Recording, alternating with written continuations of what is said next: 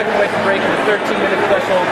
What's going through your mind right now? Well, I was a little nervous coming in because my first race, every year has always been a little bit subpar. So I was definitely nervous, starting out this race. But at the same time, I knew that we'd had some great training coming in. I mean, some of the workouts we've done the last couple of weeks have been like races. So I think our girls done a great job at preparing all of us for this. And you get in a race like this, and pacing was great. You guys did a great job, and once it gets going, you just gotta ride the bullet and keep it all the way through. So it was fun.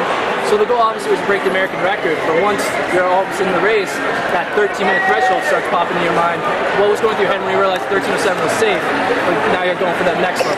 I had no idea, honestly, until I was that close, until right when I was coming down this last 50.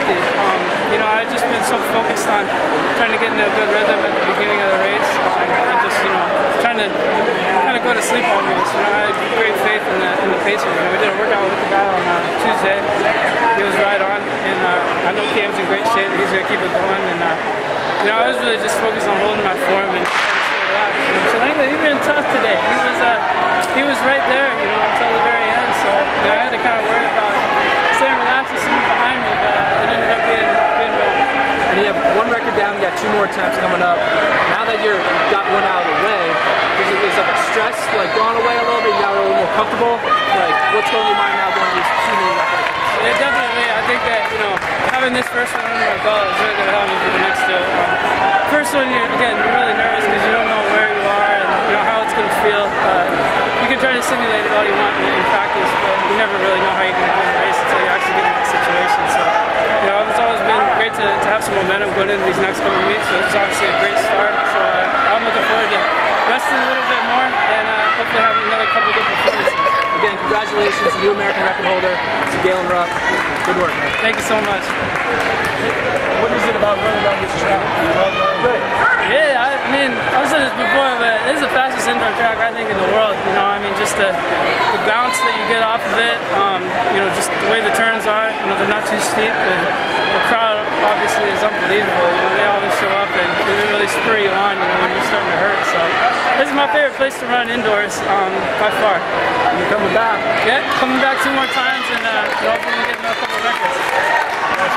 Alright, thanks so much. So, Galen, in a non-championship year like this, it gives you a little room to experiment and try new things. So, at the end of a season like this, how would you define success? Well, I think you just want to keep getting better.